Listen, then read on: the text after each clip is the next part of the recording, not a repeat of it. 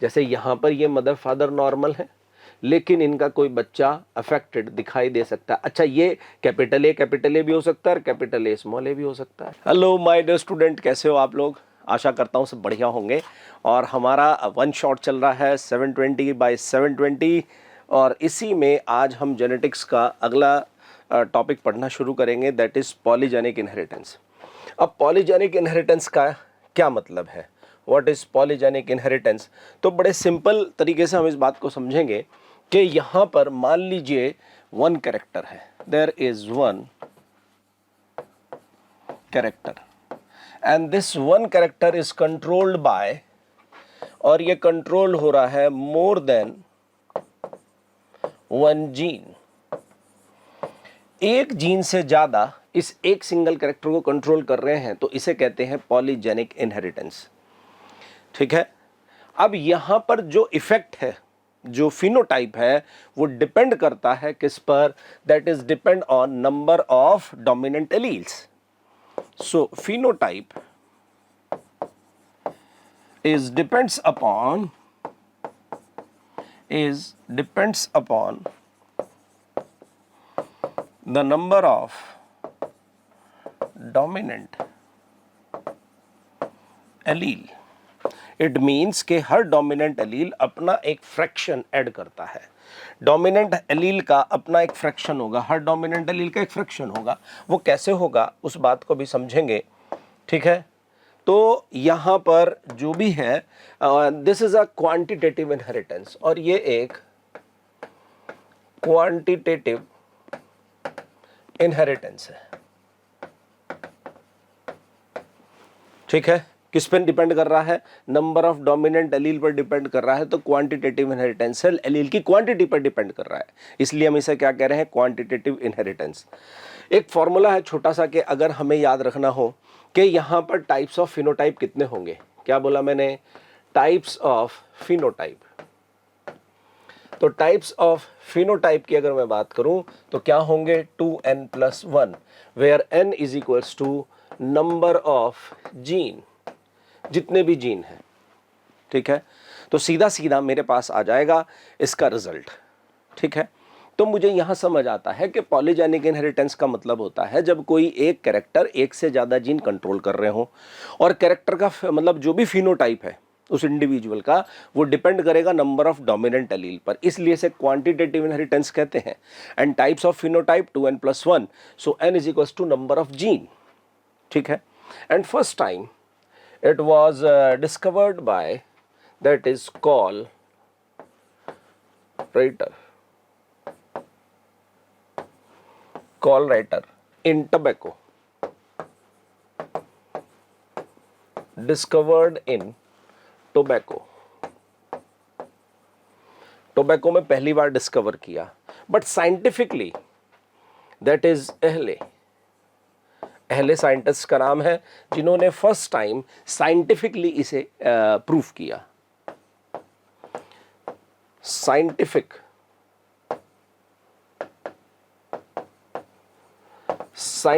Study, the scientific study is done by अहले on wheat, और wheat में क्या? That is kernel colour.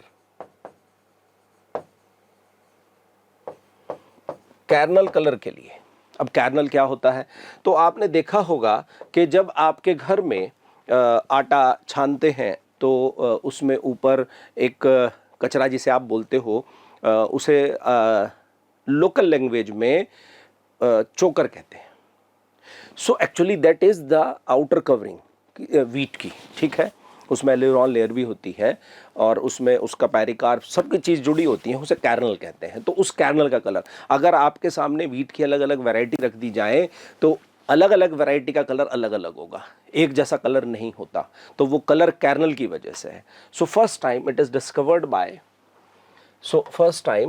Was discovered by scientifically studied by अहले for kernel colour. तो यहाँ हम वीट के कैरनल कलर की बात करेंगे। ठीक है। Kernel colour of wheat. So wheat की हम यहाँ पर बात कर रहे हैं, और वीट में कैसे समझेंगे इस चीज़ को? यहाँ अपने पास एक वीट है और इस वीट का कलर कैसा है, सीड्स का जो कलर है, कर्नल का जो कलर है वो कैसा है, वो रेड है, दैट इज रेड। और इसका क्रॉस किसके साथ करा रहे हैं, वाइट के साथ, ठीक है। और मैं इसे कह रहा हूं कि ये पेरेंटल जनरेशन है। तो रेड कैसे होगा भाई, अब यहां पर जो वीट का कर्नल कलर है that is controlled by kernel colour, control by 2 gene, इसे 2 जीन कंट्रोल कर रहे हैं। तो 2 जीन का मतलब यहां पर मैं लिख सकता हूं capital A capital A capital B capital B, dominant form में आ गया। अब चारों डोमिनेंट एलील हैं तो कलर रेड है, और यहां पर small a small a small b small B. अब जब मैं इनका क्रॉस कराऊंगा यहां पर, तो यहां से कैपिटल ए कैपिटल बी और यहां से स्मॉल ए स्मॉल बी, तो यहां क्या आ गया, capital A small A capital B small B, and this is F1 generation. तो F1 जनरेशन का कलर क्या है, दैट इज इंटरमीडिएट। क्या है, इंटरमीडिएट, इंटरमीडिएट है।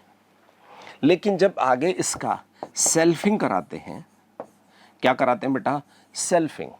तो सेल्फिंग कराने पर यहां क्या होगा, इसका मतलब capital A capital B small b crossed with capital A capital B small b, यही मतलब हुआ सेल्फिंग का, इसी का क्रॉस इसी के साथ।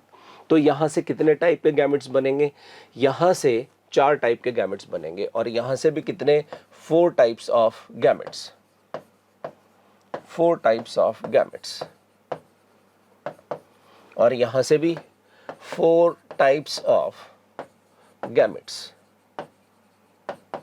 4 टाइप के गैमेट्स यहां से बने, 4 टाइप के गैमेट्स यहां से बने। कौन कौन से, capital A capital B small A capital B small b, और सेम यही 4 टाइप के गैमेट्स यहां से बने।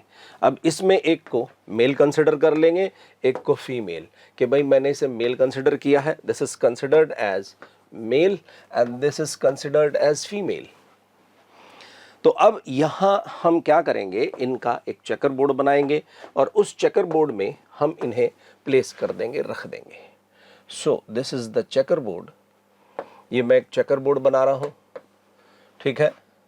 चेकर बोर्ड में क्या ये चीज जरूरी है, यस बहुत जरूरी है, 3 एंड दिस इज 4, ठीक है। और अब यहां से ऐसे बना देते हैं, और 1 2 और 2, ये यहां से और फाइनली यहां, ठीक है। तो अब मेरे पास यहां पर 16 क्या बन गए हैं। अब इसे मैं इसमें प्लेस करूंगा यहां पर gametes, capital A capital B capital A small b small A capital B small a small b, और यहां पर भी क्या प्लेस करूंगा, capital A capital B capital A small b small A capital B small a small b, रख दिया मैंने। अब मैं सीधा सीधा यहाँ जायगॉट बनाता हूँ, तो यहाँ से capital A capital B small b, यहाँ से capital A capital B small b, capital A small A capital B capital B, capital A small A capital B small b. क्या ऐसे ही आएगा, यस बिल्कुल इसी तरह से आएगा। यहाँ पर ये होगा, यहाँ पर ये होगा, और यहाँ पर भी यही होगा। अगर मैं यहाँ की बात करूँ तो यहाँ ये होगा और यहाँ पर ये होगा, ठीक है। तो सबके मैंने यहाँ पर जीनोटाइप बनाने शुरू कर दिए हैं। अब यहाँ पर capital A capital A small b small A capital B and small a small b, ठीक है। ये चेकर बोर्ड बनाने से समझ में आ जाता है कि नहीं सर शॉर्टकट बता दो, तो शॉर्टकट जब टाइम आएगा तब शॉर्टकट बता दिए जाएंगे, ठीक है। जब समय आएगा तो सारे शॉर्टकट सिखा दिए जाएंगे, ठीक है। अब यहाँ पर ये क्या होगा, कैपिटल ए स्मॉल बी, यहाँ क्या होगा, कैपिटल ए स्मॉल बी, यहाँ क्या होगा, स्मॉल ए कैपिटल बी स्मॉल ए कैपिटल बी स्मॉल बी। तो ये कंडीशन यहाँ पर बन गई है। अब मुझे यहाँ पर क्या देखना है, ये मेन चीज़ है जो अब मैं बताने जा रहा हूँ। मुझे देखना है कि यहाँ पर डोमिनेंट एलील कितने हैं। सिंपल सी बात है, जहाँ पर तीनों डोमिनेंट एलील हैं, क्या कहा मैंने, डोमिनेंट एलील,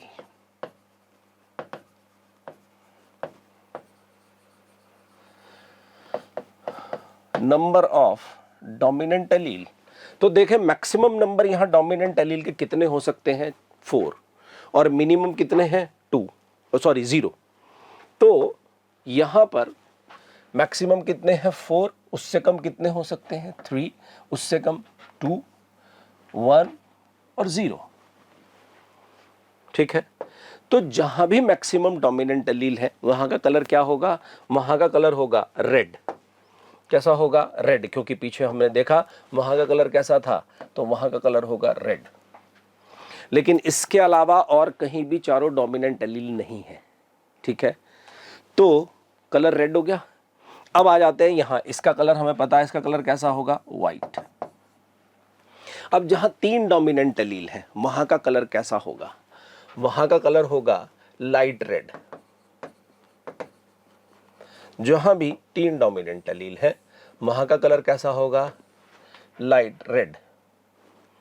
लाइट रेड, देखो 3 डोमिनेंट है। यहां मुझे इस बात से मतलब नहीं है कि कैपिटल ए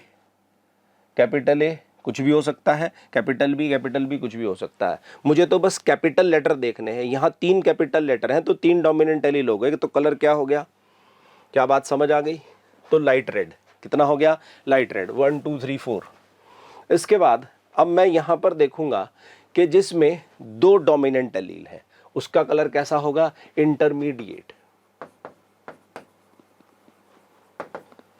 इंटरमीडिएट, ये इंटरमीडिएट आ गया, तो ये भी कैसा है, इंटरमीडिएट, क्योंकि इसमें भी 2 डोमिनेंट एलील है, इसमें भी 2 डोमिनेंट एलील है, इसमें भी 2 डोमिनेंट एलील हैं, यहां भी 2 हैं, यहां भी 2 डोमिनेंट एलील हैं। क्या इसमें भी 2 डोमिनेंट एलील है, यस, तो इन सब में 2 डोमिनेंट एलील हैं। ठीक है, इसके बाद अब मेरे पास बचते हैं जिसमें 1 डोमिनेंट एलील हो, वो कैसा होगा, वो होगा वेरी लाइट रेड, या पिंक भी कह सकते हैं, वेरी लाइट रेड। ठीक है, this is very light red. तो वेरी लाइट रेड में ये है और ये है। तो यहां पर मैं जो एलील है उसके नंबर से डिसाइड कर रहा हूं कि इनका फिनोटाइप क्या होगा। ठीक है, तो मैक्सिमम डोमिनेंट एलील कितने हैं, 4, और मिनिमम कितने हैं, 0। ठीक है, तो उसके बेसिस पर हम डिसाइड करेंगे। तो अब मैं यहां इनका फिनोटिपिक रेशो भर देता हूं। क्या भर देता हूं, फिनोटिपिक रेशो। तो फिनोटिपिक रेशो कैसे आएगा उसे देख लेते हैं। पहले फिनोटाइप लिख लेते हैं, फिनोटाइप। तो जब यहां फिनोटाइप की बात कर रहा हूं तो इसका फिनोटाइप कैसा लिखा मैंने कहा ये रेड होगा। ये कैसा होगा, लाइट रेड। ये कैसा होगा, इंटरमीडिएट।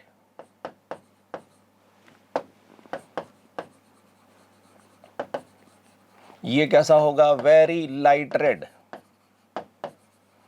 और ये कैसा होगा, व्हाइट। जिसमें चारों डोमिनेंट एलील हैं, 4 डोमिनेंट एलील है, रेड है जिसमें 3 है, लाइट रेड है जिसमें 2 इंटरमीडिएट है, जिसमें एक ही डोमिनेंट एलील है वो वेरी लाइट रेड, और जिसमें एक भी नहीं वो व्हाइट। ठीक है, अब मैं वहां से मैं इनका क्या देखूंगा, रेशो। ठीक है, अब मुझे यहां पर रेशो देखना है। तो जब मैं रेशो देखूंगा तो मैं यहां से गिनूंगा कि जिनमें चारों डोमिनेंट एलील है वो कितने हैं, 1 है या नहीं है, यस। तो मैंने यहां क्या लिख दिया, 1। अब लाइट रेड कितने हैं, 4, इंटरमीडिएट कितने हैं, 6, 4 and 1। So this is the phenotypic ratio. क्या है ये, फिनोटिपिक रेशो। और जीनोटिपिक रेशो कभी नहीं बदलते, वो वही रहेंगे जो थे, यस, 1 2 1 2 4 2 1 2 1, वो वही रहेगा, उसमें कोई चेंज नहीं होगा। तो यहां पर अगर मैं देखूं तो यहां पर ये क्या है, this is maximum expression and this is minimum expression. तो इन सब को यहाँ पर इंटरमीडिएट कंसिडर किया जाता है। तो यहाँ पर पैरेंटल कॉम्बिनेशन और नए कॉम्बिनेशन का अगर रेशो पूछा जाए, parental combination and new combination का रेशो, तो पैरेंटल कौन कौन से हैं? पैरेंटल मेरे पास एक तो रेड है और एक वाइट है, ठीक है, तो 2 पैरेंटल हो गए। और ये कितने हो गए? ये हो गए 14, तो रेशो आ गया 1:7। कितना आ गया?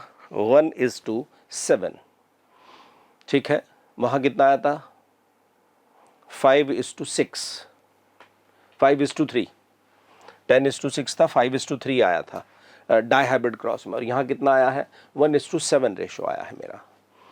क्या ये बात समझ आई? तो पैरेंटल कॉम्बिनेशन न्यू कॉम्बिनेशन का यहाँ पर रेशो ये आता है। तो इस तरह से यहाँ पॉलीजेनिक इनहेरिटेंस है। तो क्या पॉलीजेनिक इनहेरिटेंस का यही एक एग्जाम्पल है? नहीं, एक एग्जाम्पल और है, और वो है human skin colour. Human skin colour, human skin colour that is controlled by 3 gene, 3 gene से कंट्रोल होता है। तो टोटल 6 एलील्स, ठीक है, टोटल 6 एलील्स होते हैं। तो यहां पर जो क्रॉस कराते हैं, capital A, capital A, capital B, capital B, capital C, small a, small a, small b, small b, small c, this is parents. तो ये जो इनमें से किसी को मेल किसी को फीमेल लिया जा सकता है। तो यहाँ जो मेल है, इसे मेल मान के चलते हैं, ये बिल्कुल ब्लैक है, इतना ब्लैक कि अंधेरे में खड़ा कर दें तो दिखाई ना दे। और ये फीमेल है, दिस इज वाइट। तो जब इनका यहाँ पर क्रॉस हुआ तो आने वाली जनरेशन में क्या यही कंडीशन बनेगी? यस, यही कंडीशन बनेगी। हालांकि ह्यूमन में सेल्फिंग पॉसिबल नहीं है, लेकिन फिर भी हम हाइपोथेटिकल फॉर्म में थ्योरेटिकल इस चीज को निकाल सकते हैं। तो इसका कलर कैसा होगा? यहां इसका कलर होगा इंटरमीडिएट, और इंटरमीडिएट इसे मुलेटो भी कहते हैं। क्या कहते हैं? मुलेटो। अब यहाँ पर वही हम इतना बड़ा चेकर बोर्ड बनाएं, या सीधे तौर पर हम इसे याद कर लें, जैसे कि मैं यहाँ पर कह रहा हूँ number of dominant allele, number of dominant allele, तो मैक्सिमम कितने हैं? 6, 5, 4, 3, 2, 1, 0, मैक्सिमम 6 है, ठीक है। अब अगर मैं फिनोटाइप की बात करूं, किसकी? फिनोटाइप। तो फिनोटाइप में मुझे यहां पर क्या मिलेगा? यहां ये जो 6 है ये कैसे होंगे? ये ब्लैक, बिल्कुल काले, कालो। और यहां पर ये जो है ये कैसे होंगे? ये होंगे डार्क ब्राउन। अच्छा, ये कैसे होंगे? ब्राउन। फिर ये कैसे होंगे? मुलेटो। ये कैसे होंगे? Light brown, very light brown, and this is white. So these are the phenotypes. अब इनके अगर रेशो की बात की जाए कि भाई फिनोटिपिक रेशो इनका क्या आता है, तो वो मैं बता देता हूं। इनका फिनोटिपिक रेशो सीधे सीधे आता है 1:6:15:20, फिर इधर 15:6:1। समझ आ गया? और कैसे निकाला ये तो फिर वही पूरा चेकर बोर्ड बना के उससे निकालेंगे, लेकिन नंबर देख लेते हैं। 1 2 3 4 5 6 7 टाइप के फिनोटाइप हैं। क्या होने चाहिए देख लेते हैं। 3 जीन हैं, तो मेरे पास 2n+1 मैंने एक फॉर्मूला बताया था, that is 2n+1 where n number of gene, तो क्या आ गया 7 आ गया, नहीं आ गया, तो इसका मतलब मेरा आंसर सही है। So this is called polygenic inheritance, इसे पॉलीजेनिक इनहेरिटेंस कहते हैं।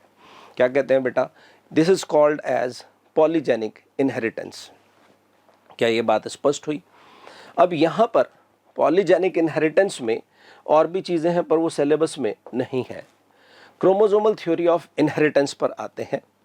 Chromosomal theory of inheritance that is ये इसने मतलब फिजिकल प्रूफ दिया पहली बार जेनेटिक मटेरियल का। So this theory give the physical proof of the genetic material first time.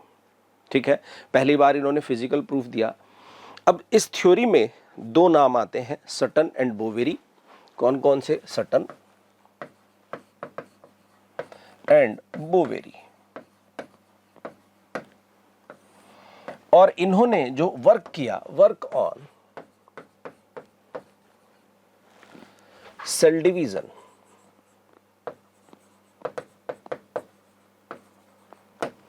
That is meiosis. ठीक है, इन्होंने सेल डिवीजन पर वर्क किया, मियोसिस पर। एंड व्हाट ही ऑब्जर्व के जो मेंडेलियन फैक्टर पैटर्न शो कर रहे थे इनहेरिटेंस का, वो ही क्रोमोसोम शो करते हैं।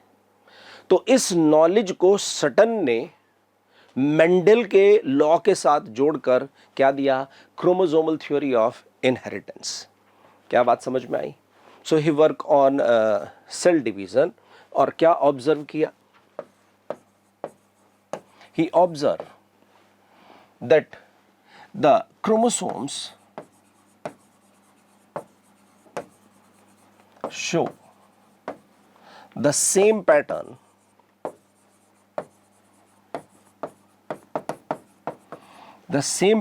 of segregation that was shown by Mendelian factors,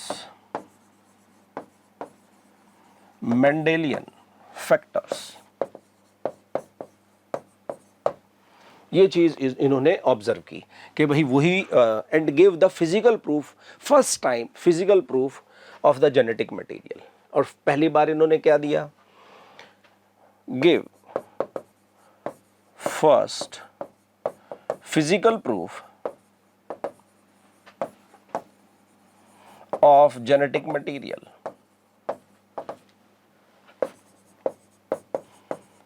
और पहली बार इन्होंने प्रूफ दिया जेनेटिक मटेरियल। और जेनेटिक मटेरियल क्या हुआ? वो क्रोमोसोम। कि इन्होंने कहा क्रोमोसोम वो फिजिकल चीज है which is responsible for the inheritance of characters. ठीक है, तो ऑब्जर्व किया। इसके बाद जो सटन थे, सटन, तो उन्होंने क्या किया? उन्होंने जो क्रोमोसोम बिहेव है उसे मेंडेलियन प्रिंसिपल के साथ जोड़कर क्या दिया? ठीक है,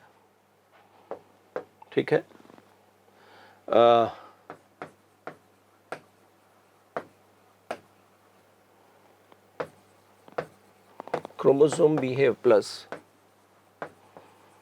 Mendelian principles and give the chromosomal theory of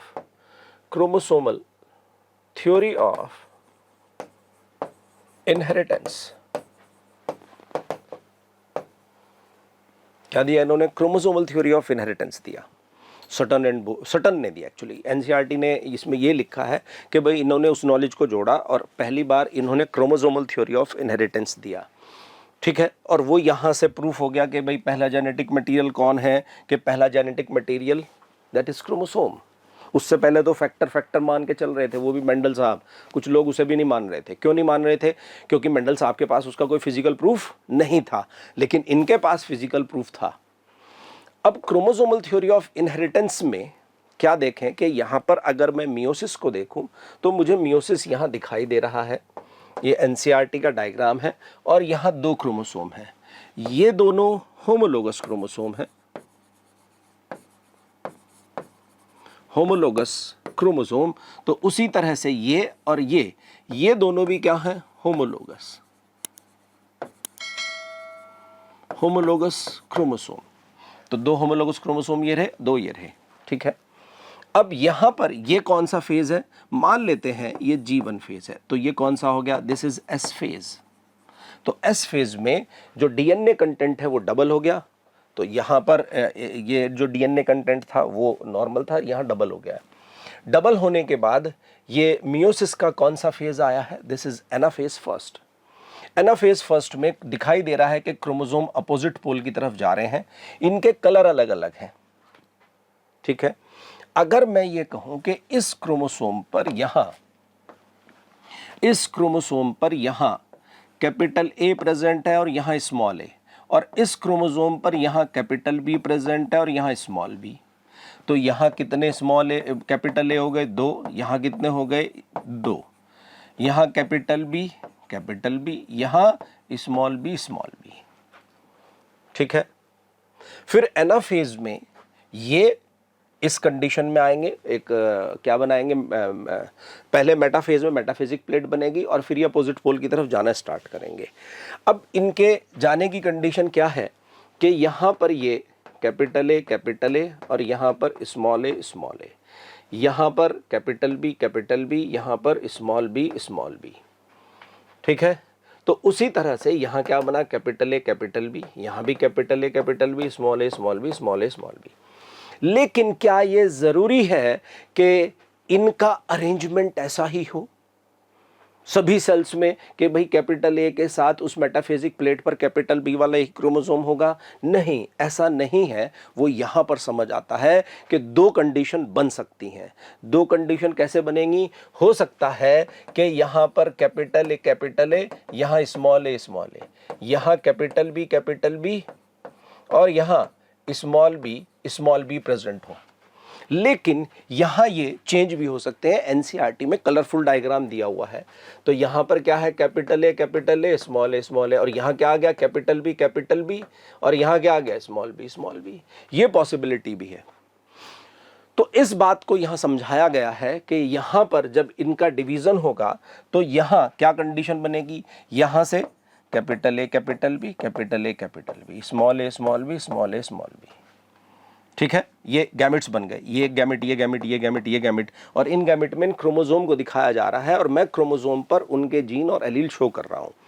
अब यहां पर कंडीशन क्या होगी, यहां कैपिटल ए, स्मॉल बी, यहां कैपिटल ए, स्मॉल बी, यहां स्मॉल ए, कैपिटल बी, यहां स्मॉल ए, कैपिटल बी। तो क्या 4 टाइप के गैमेट्स बन गए? नहीं बन गए।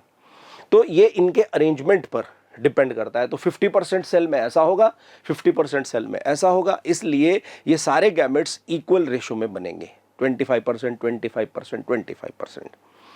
ठीक है, तो ये बात एनसीईआरटी में समझाई गई है।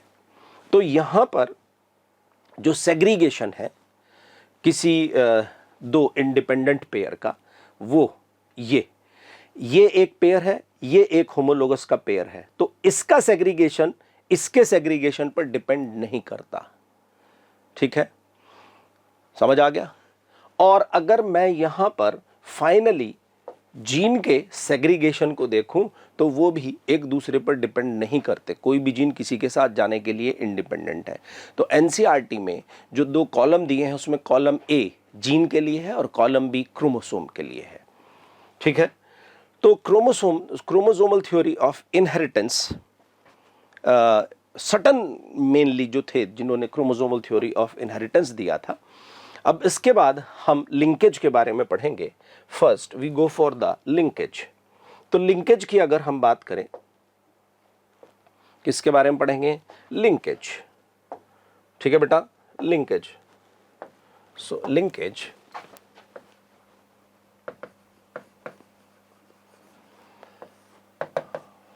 लिंकेज पढ़ने से पहले हमें एक नाम याद करना पड़ेगा और वो नाम है T H. Morgan. T H. Morgan. T H. Morgan क्या कहलाते हैं? They called as the father of, क्या कहलाते हैं बेटा? Father of experimental genetics. ठीक है, father of experimental genetics and work on Drosophila, और इन्होंने ड्रोसोफिला पर काम किया। ड्रोसोफिला को हम फ्रूट फ्लाई भी कहते हैं, that is called fruit fly, ठीक है। और इन्होंने क्या दिया? Linkage. He gave the concept of linkage, linkage, linked gene, ठीक है। लिंकेज, लिंक्ड जीन, ये सारे कॉन्सेप्ट इन्होंने ही दिए हैं। तो एडवांटेज क्या रहे ड्रोसोफिला को सेलेक्ट करने के? एडवांटेजेस, तो सबसे पहला एडवांटेज है शॉर्ट लाइफ स्पैन। ड्रोसोफिला का लाइफ स्पैन बहुत छोटा है, शॉर्ट लाइफ स्पैन है। And large number of progeny, large number of progeny, ठीक है। मेल फीमेल इजीली डिस्टिंग्विश किए जा सकते हैं, मेल एंड फीमेल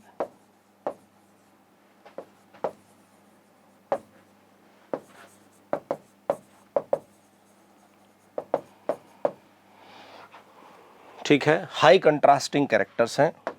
क्या है? हाई कंट्रास्टिंग कैरेक्टर्स,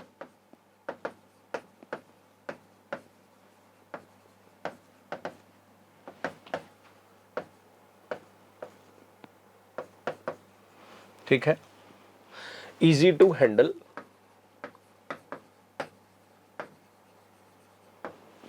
तो ये सब एडवांटेज किसके रहे? ड्रोसोफिला को सेलेक्ट करने के, ठीक है। और ड्रोसोफिला में एक चीज और थी, जो मेल था उसमें XY क्रोमोसोम थे और जो फीमेल था उसमें XX क्रोमोसोम थे, मतलब हैं या होते हैं, ठीक है। तो अब हम इसके डेफिनेशन की बात करेंगे कि लिंकेज की डेफिनेशन क्या है। सो लिंकेज का मतलब क्या है कि जब किसी एक क्रोमोसोम पर दो या दो से ज़्यादा जीन एक साथ प्रेजेंट हो तो उसे लिंकेज कहते हैं। The presence of two or more genes at the same chromosome that is known as linkage, and these genes are called linked gene। और लिंक्ड जीन की टेंडेंसी होती है कि वो एक जनरेशन से दूसरी जनरेशन में एक साथ ट्रांसफर हो, ठीक है। So what is linkage? Linkage is the physical जो एसोसिएशन है ऑफ द टू और मोर जीन, ठीक है। क्या कहा? द फिजिकल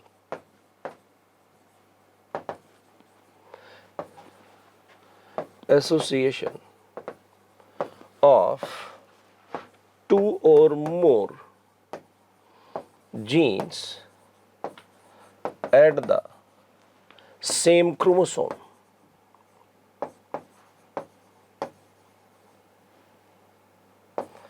सेम क्रोमोसोम पर जो फिजिकल एसोसिएशन है जीन्स का, दो या दो से ज्यादा जीन का, उस कंडीशन को क्या कहते हैं? दैट इज कॉल्ड लिंकेज, उसे लिंकेज कहते हैं, ठीक है ना। And these gene are called, और ये जीन क्या कहलाते हैं? These genes are called linked gene, और ये जीन linked gene कहलाते हैं। क्या कहलाते हैं? linked gene। These genes are called linked gene। ये जीन linked gene कहलाते हैं। And linked gene have the tendency to inherit it together। इनकी टेंडेंसी होती है कि ये एक साथ इनहेरिटेड हो। तो लिंकेज की डेफिनेशन क्लियर हुई। अब इसके बाद हम उस एक्सपेरिमेंट की बात करेंगे जो मॉर्गन साहब ने किया था ड्रोसोफिला पर। तो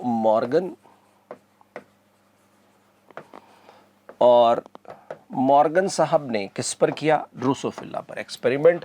तो यहां हम ड्रोसोफिला के वही कैरेक्टर्स लेंगे। तो यहां कैरेक्टर की अगर बात की जाए तो कैरेक्टर कौन कौन से हैं? तो पहला कैरेक्टर है यहां बॉडी कलर, बॉडी कलर। और बॉडी कलर जो है उसके यहां पर दो ट्रेट्स हैं। क्या है? दो ट्रेट्स। कौन कौन से? एक है ब्राउन बॉडी और एक है येलो बॉडी। Yellow body. ठीक है, इसके बाद अगला जो कैरेक्टर यहां पर आता है वो कौन सा है? That is I colour, that is I colour.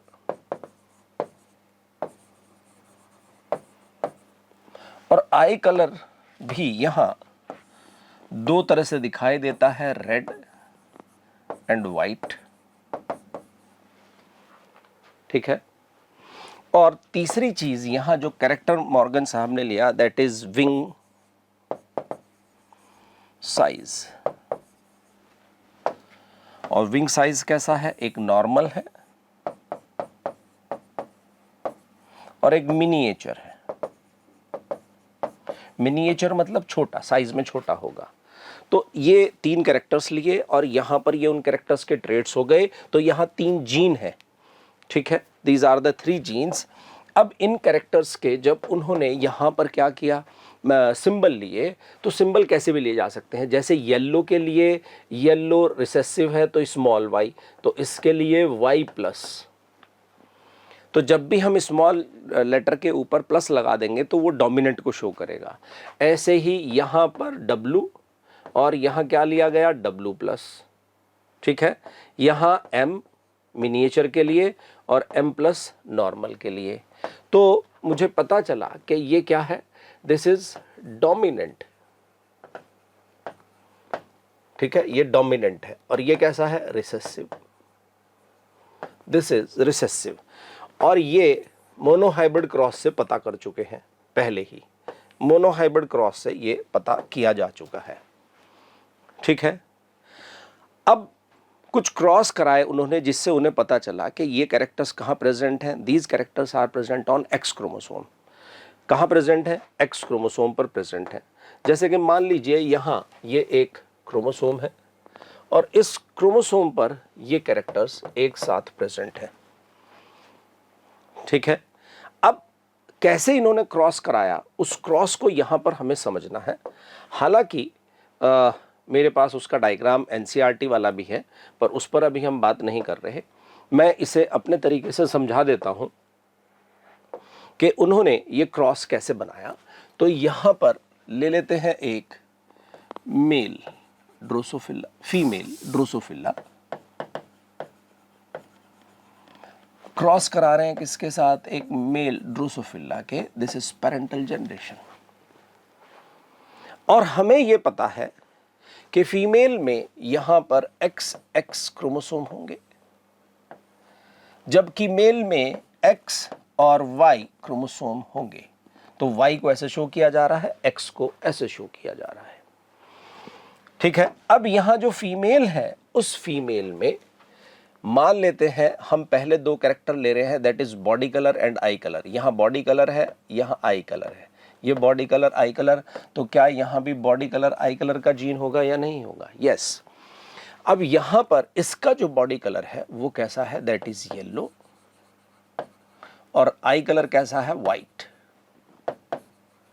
ठीक है, और इसका बॉडी कलर कैसा है? Brown and red. और ये दोनों ही वाइल्ड टाइप कहलाते हैं। वाइल्ड टाइप डोमिनेंट को कहते हैं और ये म्यूटेंट टाइप कहलाता है। तो यहां पर क्या लिखेंगे? स्मॉल वाई और यहां पर स्मॉल वाई, डब्लू स्मॉल डब्लू। यहां क्या आएगा? Y plus W plus.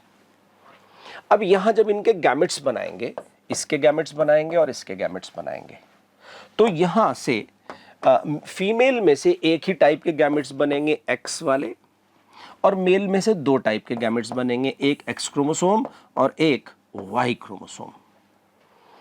तो इसके एक्स क्रोमोसोम पर यहां YW प्रेजेंट है और इसके एक्स क्रोमोसोम पर Y प्लस और W प्लस प्रेजेंट है। ठीक है, क्या यही कंडीशन बनी? यस, यही कंडीशन बनी। ठीक है, अब इसके बाद हम क्या करेंगे? इन गैमेट्स को चेकर बोर्ड में रख देते हैं।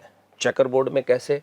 एक साइड में मैं फीमेल के गैमेट्स रख देता हूं और एक साइड में मेल के गैमेट्स रख देते हैं। ये मेल के गैमेट्स के लिए मैंने जगह बना दी है और यहां पर इस तरह से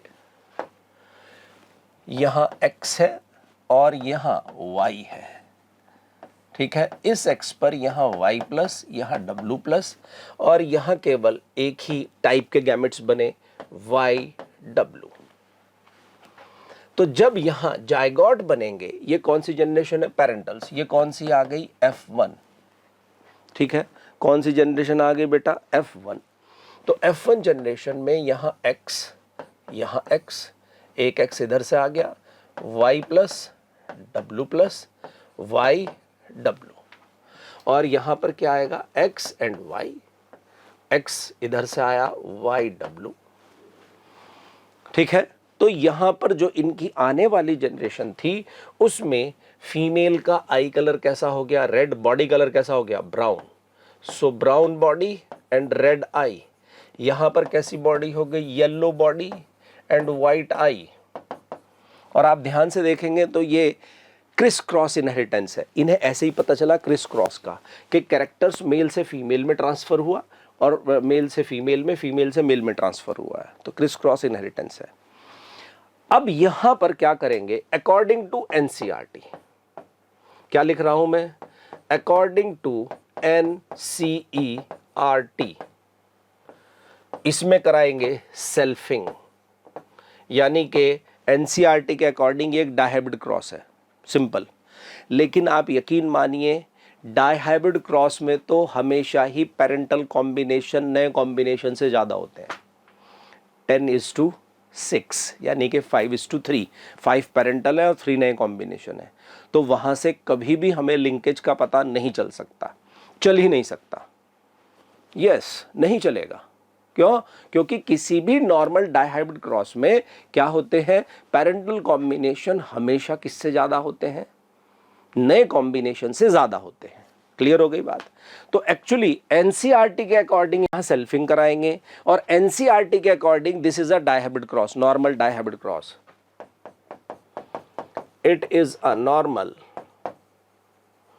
डायहाइब्रिड क्रॉस। पर एनसीईआरटी ऐसे लिखती क्यों है? वो ऐसे लिखती है कि हालांकि ये टेस्ट क्रॉस कराना है। क्या कराना है? Test cross. पर अगर मैं इन दोनों का क्रॉस कराऊं तो वो भी टेस्ट क्रॉस होगा। एनसीईआरटी ने सेल्फिंग इसलिए लिख दिया कि जो फीमेल है वो हेटेरोजाइगस कंडीशन में है और जो मेल है वो रिसेसिव है। तो जब हम किसी हेटेरोजाइगस का रिसेसिव के साथ क्रॉस कराते हैं तो वो क्या कहलाता है? वो कहलाता है, क्या कहलाता है? That is test cross. तो सही मायने में जब टेस्ट क्रॉस हम कराते हैं, याद कीजिए टेस्ट क्रॉस में पेरेंटल कॉम्बिनेशन और नए कॉम्बिनेशन दोनों का रेशो क्या था? 50-50, 1:1। और हमने कहा था कि अगर पेरेंटल कॉम्बिनेशन 50% से ज्यादा हो और नए कॉम्बिनेशन 50% से कम हो तो इसका मतलब वहां पर क्या प्रेजेंट है? लिंकेज। लेकिन नॉर्मल डायहाइब्रिड क्रॉस में तो भैया हमेशा ही ये ज्यादा आएगा। ठीक है, तो इसलिए एनसीईआरटी के अकॉर्डिंग कंडीशन ये है। बट हम यहां पर क्या कराते हैं? हम कराते हैं टेस्ट क्रॉस। क्या कराते हैं बेटा? Test cross. अब टेस्ट क्रॉस में यहां पर जो फीमेल है दैट इज हेटेरोजाइगस, क्योंकि मेल तो हेमीजाइगस है तो उसे तो हेटेरोजाइगस लिया ही नहीं जा सकता।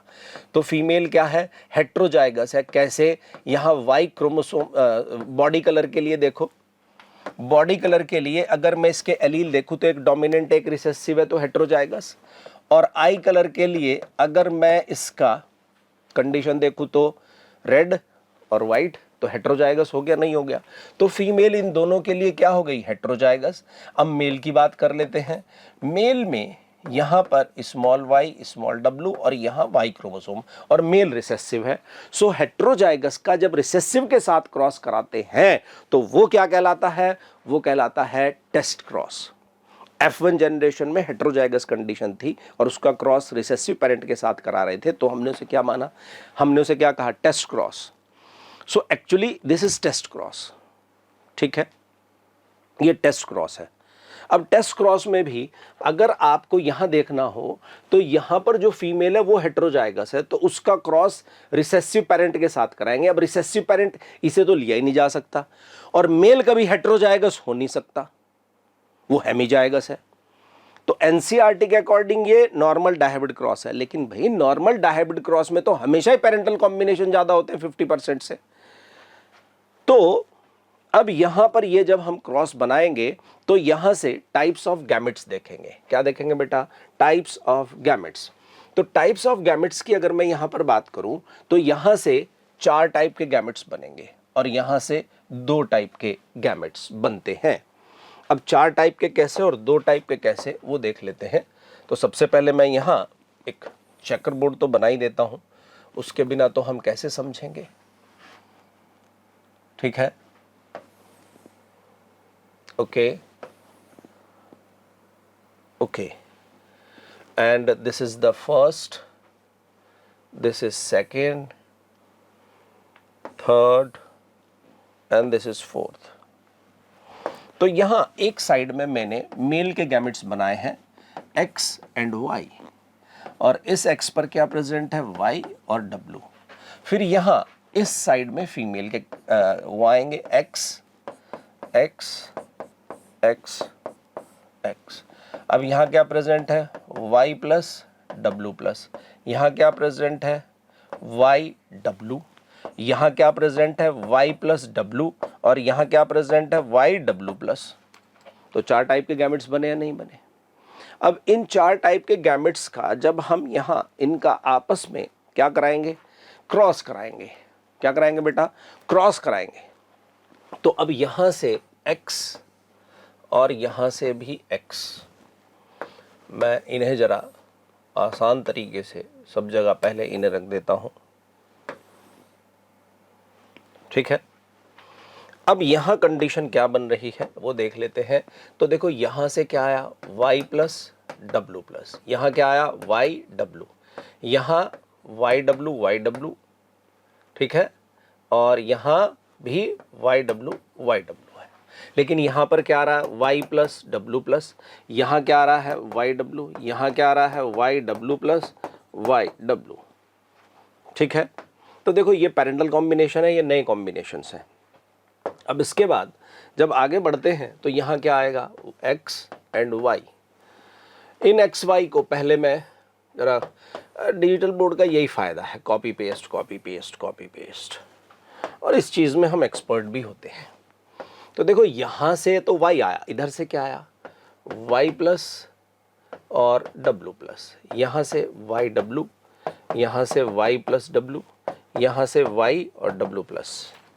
तो अगर मैं देखूं तो जब मॉर्गन साहब ने ये क्रॉस कराया तो ये पेरेंटल कॉम्बिनेशन थे और ये नए कॉम्बिनेशंस थे। So these are parental combination, और जो कितने थे? 98.7%। यानी कि इनकी टोटल पॉपुलेशन में ये जो यहाँ पर येलो बॉडी और रेड आई और brown body red eye and yellow body white eye के टोटल 98.7% मक्खियाँ दिखाई दी, इनके बच्चे दिखाई दिए। जबकि केवल 1.3% जो थे वो क्या थे? वो न्यू कॉम्बिनेशन थे या रिकॉम्बिनेशन थे। तो जब उनके पास ये डाटा आया, ये बने लेकिन इनकी नंबर कम थे, इनकी परसेंटेज कम थी, तो जब ये बने तो इन्हें यहां से ये बात क्लियर हो गई कि भाई ये रेशो में डिफरेंस इसलिए आया है, टेस्ट क्रॉस के रेशो में आना 1:1 चाहिए था, 50 ये 50 ये, पर यहां पेरेंटल कॉम्बिनेशन ज्यादा बने, ये कम बने, तो इसका मतलब यहां इसमें लिंकेज है। ये दोनों जीन एक ही क्रोमोसोम पर प्रेजेंट है। किस पर प्रेजेंट है? सेम क्रोमोसोम पर प्रेजेंट है। क्या ये बात समझ आ गई? बहुत बढ़िया। सो पेरेंटल कॉम्बिनेशन और नए कॉम्बिनेशन का यहां पर जो रेशो है वो क्या है? That is 98.7 and 1.3%। समझना, ये डाइहाइब्रिड सिंपल क्रॉस का रेशो नहीं है, ये डाइहाइब्रिड टेस्ट क्रॉस का रेशो है। जो 50:50 होना चाहिए था, 1:1 होना चाहिए था, लेकिन क्या हो गया है? इसमें बदलाव आ गया है। 50-50% होना चाहिए था, 98.7 और 1.3% आ रहा है। क्लियर हुई यहां से बात? चलिए, समझ आ गई बात। इसके बाद इन्होंने दूसरा क्रॉस कराया, और दूसरा क्रॉस क्या था? वही यहां पर the female, this is female crossed with male, और जो फीमेल थी अब इन्होंने दूसरे कैरेक्टर ले लिए। दूसरे कैरेक्टर कौन कौन से थे?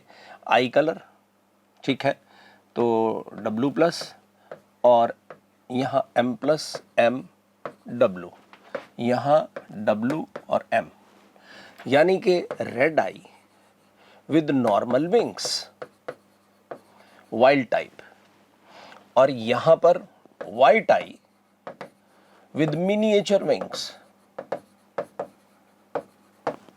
ये क्रॉस बनाया। और इस क्रॉस में सेम बिल्कुल पिछले जैसा क्रॉस है। तो यहां पर जो पेरेंटल कॉम्बिनेशन थे,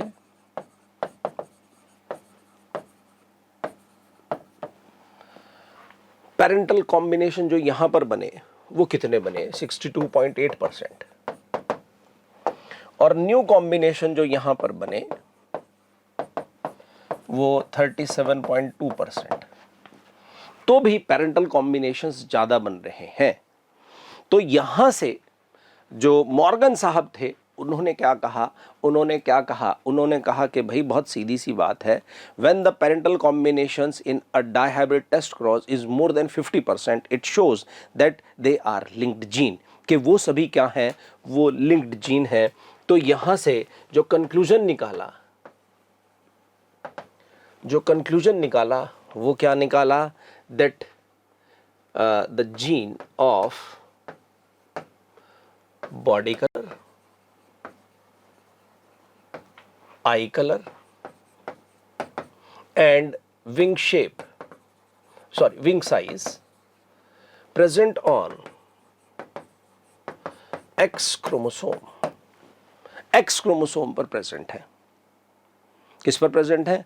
X क्रोमोसोम पर प्रेजेंट है।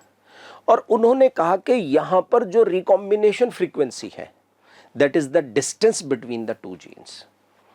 जो रिकॉम्बिनेशन फ्रीक्वेंसी है, रिकॉम्बिनेशन फ्रीक्वेंसी जैसे यहां 37.2 और वहां पर क्या था? 1.3। क्या है? Recombination frequency is denote the distance between two genes. दो जीन्स के बीच का डिस्टेंस क्या होगा, ये यहां से पता चलता है। तो इन्होंने कहा कि भाई यहां पर जो क्या नाम, बॉडी कलर और आई कलर, यहां बॉडी कलर क्या होगा? यहां बॉडी कलर होगा ब्राउन, और आई कलर क्या होगा? आई कलर होगा रेड। यहां पर येलो, और यहां पर कैसा होगा? वाइट, ठीक है।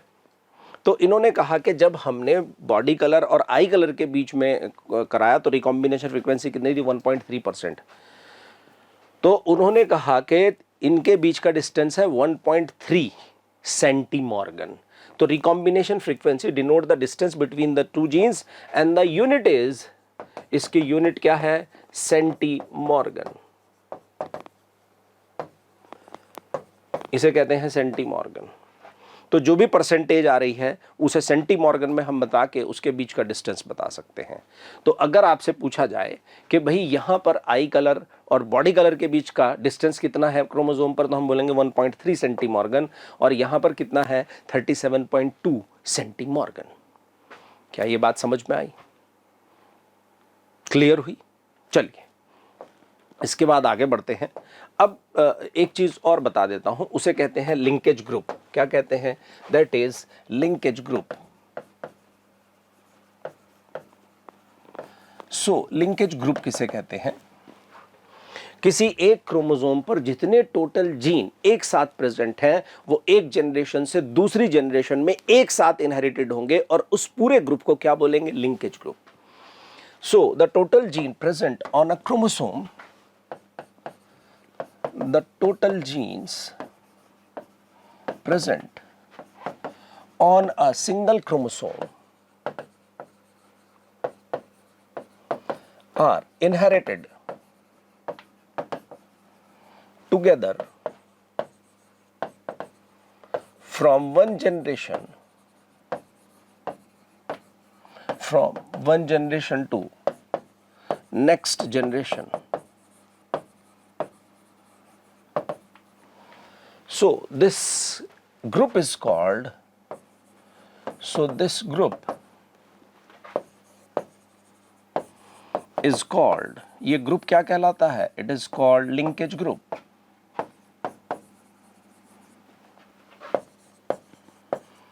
इसे लिंकेज ग्रुप कहते हैं, यानी कि एक क्रोमोसोम अपने आप में एक लिंकेज ग्रुप है। तो अगर मैं यहां ह्यूमन की बात करूं, किसकी? ह्यूमन की, तो ह्यूमन में 2n n और यहां मैं लिख देता हूं लिंकेज ग्रुप। तो बड़ी सिंपल सी बात है कि ह्यूमन में 2n कितने क्रोमोसोम है? 46। n कितने हो गए? 23। अब हर एक क्रोमोसोम पर जितने जीन प्रेजेंट हैं क्या वो एक साथ इनहेरिटेड होंगे? यस। और होंगे कितने? 23। तो इसके लिंकेज ग्रुप कितने हो गए? 23। अगर मैं इसी तरह से पी प्लांट की बात करूं तो पी प्लांट में कितने होंगे? 14। कितने हो गए? 7 एंड सो ऑन। तो यानी कि जो हैप्लॉइड नंबर ऑफ क्रोमोसोम है जो किसी गैमेट में प्रेजेंट है वो उतने ही लिंकेज ग्रुप है, उसे कहते हैं लिंकेज ग्रुप। अब इसके बाद आता है complete linkage, types of linkage में and incomplete linkage. Complete linkage जो होता है वो नेचर में बहुत रेयर है, very rare in nature, very rare in nature. ये नेचर में बहुत ही रेयर है, ठीक है। और यहां पर क्या होता है, जो पेरेंटल कॉम्बिनेशंस है वो नहीं बनते, केवल क्या होते हैं? केवल नए कॉम्बिनेशंस नहीं बनते, केवल पेरेंटल कॉम्बिनेशंस बनते हैं। Only parental combinations are form. New combinations बनते ही नहीं। कैसे? जैसे capital A small A, capital B small b. तो यहां से जो गैमेट्स बनेंगे वो कैसे बनेंगे? कैपिटल ए कैपिटल बी और स्मॉल ए स्मॉल बी, और दूसरा कॉम्बिनेशन बनेगा ही नहीं, ठीक है। और इसका एग्जाम्पल क्या है? Male Drosophila, male Drosophila. Female silk moth,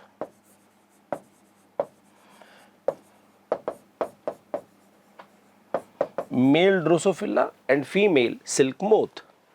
दूसरी तरफ आते हैं incomplete linkage, very common in nature, बहुत ही कॉमन है नेचर में। It is very common in nature and always parental and new combinations are formed, but new combinations are always less than parental combinations, ठीक है। both new and parental combinations are formed, बनेंगे। Capital A small A, capital B small b, तो वहां पर एक ही type के, दो ही type के गैमेट्स बने, यहाँ 4 टाइप के गैमेट्स बनेंगे। कौन से? Capital A capital B, small A capital B small b, capital A small b, small a small b. हाँ, वो अलग बात है कि इनकी परसेंटेज मोर देन 50% और ये हमेशा लेस देन 50% होंगे। क्या होंगे? Less than 50%। यहां तक बात समझ आई? So they are always less than 50%। चलिए अब आगे फैक्टर्स की बात करते हैं कि कौन कौन से फैक्टर्स लिंकेज को इफेक्ट करते हैं। फैक्टर्स पे बात करेंगे। फैक्टर्स, सबसे पहला फैक्टर है एज, ठीक है। एज अगर ज़्यादा है तो लिंकेज अपने आप क्या होगा? बढ़ जाएगा और क्रॉसिंग ओवर कम होगा, ठीक है। हेट्रोक्रोमेटिन क्या करेगा? लिंकेज को बढ़ाएगा। और क्रॉसिंग ओवर की मैं बात करूं तो it is inversely proportional upon linkage, ठीक है। इसका मतलब कि क्रॉसिंग ओवर डायरेक्टली प्रोपोर्शनल किसके है? डिस्टेंस के, डिस्टेंस बिटवीन टू जीन। तो इसका मतलब लिंकेज डिस्टेंस के क्या हो गया, इनवर्सली प्रोपोर्शनल। ठीक है, तो हेट्रोक्रोमेटिन से लिंकेज बढ़ता है। इसके बाद स्टर्टवेंट ने Sturtevant, a student of Morgan, he used this distance and first time इन्होंने तैयार किया क्रोमोसोमल मैप। ठीक है, chromosomal map, he used the distance between genes and first time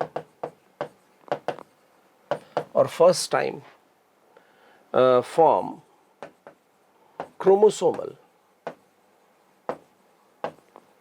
map. Chromosomal map बनाया कि एक क्रोमोसोम पर ऐसे लाइन को डिनोट किया क्रोमोसोम की फॉर्म में, और उसमें ऐसे डॉट्स को क्या बताया कि इस तरह से लीनियर मैनर में क्या प्रेजेंट है, जीन प्रेजेंट है, और इनके बीच का डिस्टेंस, इनकी जो परसेंटेज आ रही रिकॉम्बिनेशन फ्रीक्वेंसी है वो है, उससे पता चलेगा। क्या ये बात समझ आई, क्लियर हुई? चलिए बेटा अब आगे बढ़ते हैं और अब हम बात करते हैं सेक्स लिंकेज की। ये वो एनसीईआरटी वाला डायग्राम है जो एनसीईआरटी में दिया हुआ है, that is about the linkage cross A and cross B, जिसमें मैंने बताया था क्रॉस ए में 98.7% पेरेंटल और 1.3 जो रिकॉम्बिनेशंस होंगे, और यहाँ पर 62.8 और 37.2 होंगे। तो अब हम बात करते हैं यहाँ सबसे पहले सेक्स लिंकेज की। सेक्स लिंकेज किसे कहते हैं? तो सबसे पहले जो जीन सेक्स क्रोमोसोम पर प्रेजेंट होते हैं, क्या कहा मैंने, genes present on sex chromosomes, जीन्स present on sex chromosomes are called sex-linked gene. Sex-linked gene, sex-linked gene कहलाते हैं, और इनका inheritance, the inheritance of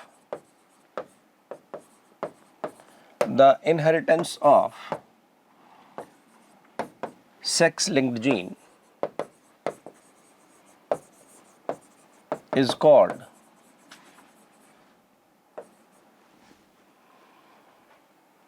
क्या कहलाता है, sex linked inheritance, sex linkage. ठीक है, तो ये सेक्स लिंकेज है। अब सेक्स लिंकेज अगर मैं कहूं ह्यूमन में, इन ह्यूमन,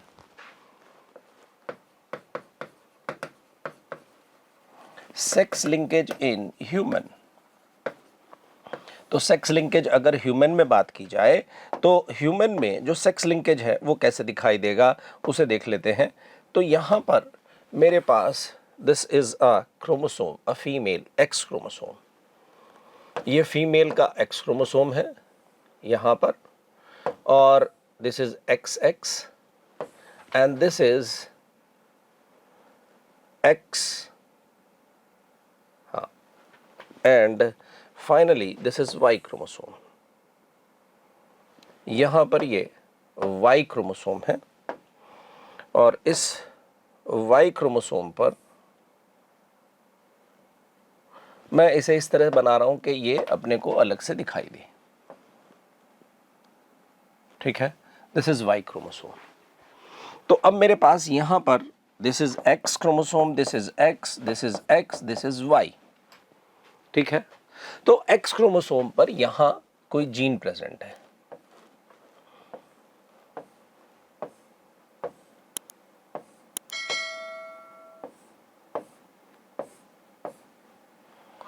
ठीक है। अब जीन को डोमिनेंट फॉर्म भी हो सकता है, रिसेसिव भी हो सकता है, और सेम कंडीशन यहां पर है, ये डोमिनेंट फॉर्म हो सकती है, रिसेसिव हो सकती है, कुछ भी हो सकता है। तो सेम जीन क्या इस वाले एक्स क्रोमोसोम पर प्रेजेंट होंगे? यस, ऑफ कोर्स इस पर प्रेजेंट होंगे। तो यहां capital A, B, C, D, E, F, G, कुछ भी हो सकता है। और वाई क्रोमोसोम पर एक रीजन ऐसी है जो इससे मैच हो रही है, और एक रीजन है नॉन होमोलोगस। तो इस पर यहाँ सेम जीन प्रेजेंट होंगे तो वो सेम मतलब होमोजाइगस हेट्रोजाइगस कुछ भी हो सकते हैं। अब यहाँ पर समझने वाली चीज़ ये है कि यहाँ कौन से जीन प्रेजेंट हैं, पी क्यू आर कुछ भी अलग टाइप के हैं। तो ये रीजन जो केवल एक्स क्रोमोसोम पर प्रेजेंट है, वाई क्रोमोसोम पर नहीं है यहां तक, ठीक है। ये कहलाता है एक्स लिंक्ड जीन। वो जीन जो केवल एक्स क्रोमोसोम पर प्रेजेंट है, वाई पर नहीं है, वो कहलाते हैं एक्स लिंक्ड जीन, ठीक है। लेकिन वो जीन जो एक्स वाई दोनों पर है क्या कहलाएंगे, एक्स वाई लिंक्ड जीन। और वो जो केवल वाई क्रोमोसोम पर प्रेजेंट है क्या कहलाएंगे, वाई लिंक्ड। तो इस तरह से ह्यूमन में कुछ एक्स लिंक्ड है, कुछ वाई लिंक्ड है और कुछ एक्स वाई लिंक्ड है। यानी कि एक्स वाई क्रोमोसोम में एक रीजन नॉन होमोलोगस है और एक रीजन होमोलोगस है। तो इस तरह से यहां पर सेक्स लिंकेज देखने को मिलता है। अब इसमें क्या होगा, सेक्स लिंकेज की जब हम बात कर रहे हैं तो सबसे पहले यहां पर मैं इसकी डिटेल बहुत ज़्यादा नहीं बताऊंगा। एक्स वाई लिंक्ड जीन की बात कर रहे हैं। एक्स वाई लिंक्ड जीन क्या दोनों में प्रेजेंट होंगे, present in both male and female, दोनों में प्रेजेंट होते हैं और दोनों ही इनके लिए हेट्रोजाइगस या होमोजाइगस हो सकते हैं। बोथ आर होमोजाइगस और हेट्रोजाइगस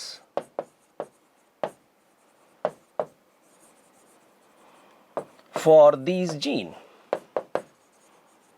इन जीन के लिए दोनों ही होमोजाइगस या हेट्रोजाइगस हो सकते हैं। एग्जाम्पल क्या है, जीरोडर्मा पिगमेंटोसम, ठीक है, एक डिजीज होता है, मतलब एक स्किन कैंसर टाइप डिजीज होता है। तो ये एक्स वाई लिंक्ड है, ये हमें नहीं जाता देखना। लेकिन दूसरे कौन से आते हैं, दूसरे आते हैं वाई लिंक्ड।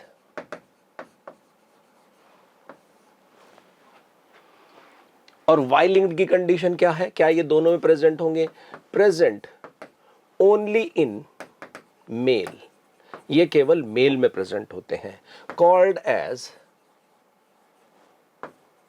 हॉलैंड्रिक जीन और कैरेक्टर। ये हॉलैंड्रिक जीन या हॉलैंड्रिक कैरेक्टर्स कहलाते हैं। जैसे फॉर एग्जाम्पल स्राय जीन। स्राय जीन क्या बनाता है, टीडीएफ टेस्टिस डिटरमाइनिंग फैक्टर, ठीक है। पॉर्क्यूपाइन स्किन,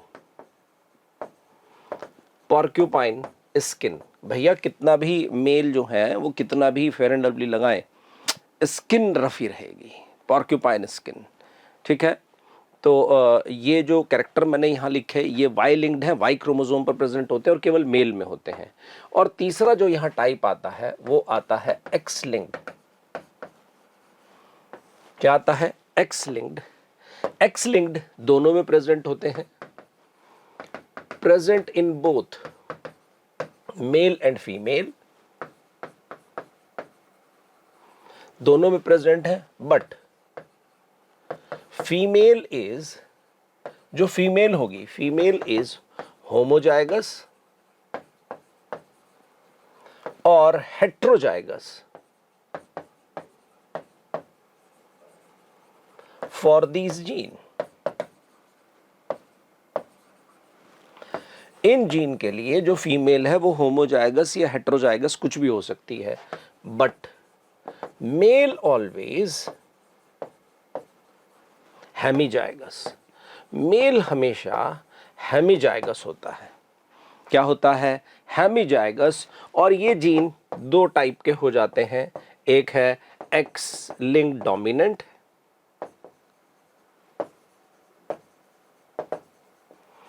और एक है एक्स लिंक्ड रिसेसिव। तो दो टाइप के हो गए, x linked dominant and x linked recessive.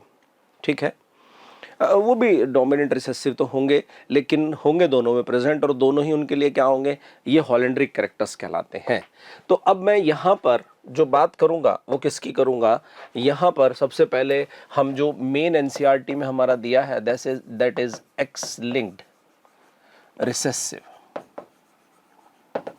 और एक्स लिंक्ड रिसेसिव में हम सबसे पहले पढ़ेंगे कलर ब्लाइंडनेस। कलर ब्लाइंडनेस, ठीक है।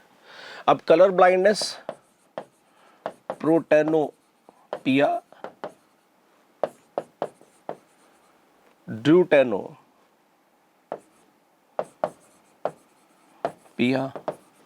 और ट्राइटेनोपिया। इसे कहते हैं रेड कलर ब्लाइंडनेस, इसे कहते हैं ग्रीन कलर ब्लाइंडनेस, और इसे कहते हैं ब्लू कलर ब्लाइंडनेस। तो तीन टाइप की कलर ब्लाइंडनेस हो सकती है, it may be red colour, green colour और ब्लू कलर ब्लाइंडनेस।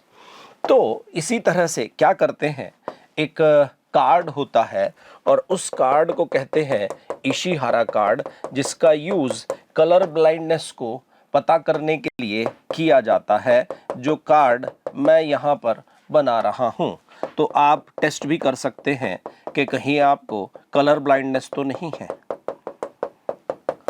ठीक है, ऐसे मैंने यहाँ पर अलग अलग कलर के डॉट्स बना दिए हैं, और अब मैं छुपाकर इस कलर के अंदर एक कोई डिजिट कुछ भी लिख सकता हूँ, बस आपको वो पहचानना है कि क्या लिखा गया है।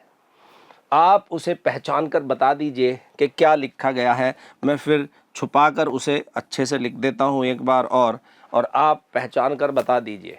अगर आप इसका डिजिट पहचानते हैं तो आप नॉर्मल हैं, और अगर आपको दिखाई नहीं दे रहा तो इसका मतलब कलर ब्लाइंडनेस के शिकार है। ठीक है, बताओ क्या लिखा है। 2, इसमें मैंने 2 लिखा है, ये लिख रहा 2 रेड कलर से है। ठीक है, तो इसे कहते हैं इशिहारा कार्ड। तो ऐसा ही एक कार्ड होता है बना हुआ, जिस पे अलग अलग कलर होते हैं, उसमें कुछ डिजिट लिखे होते हैं, तो आपको वो पहचानने होते हैं। ठीक है, तो इससे कलर ब्लाइंडनेस का पता चलता है। अब कलर ब्लाइंडनेस की जब बात चली है तो सबसे पहले हम यहाँ फीमेल की बात करेंगे। तो जब हम फीमेल की बात करेंगे तो फीमेल की कंडीशन क्या है, फीमेल में अच्छा ये जीन कहाँ प्रेजेंट है, एक्स क्रोमोसोम पर।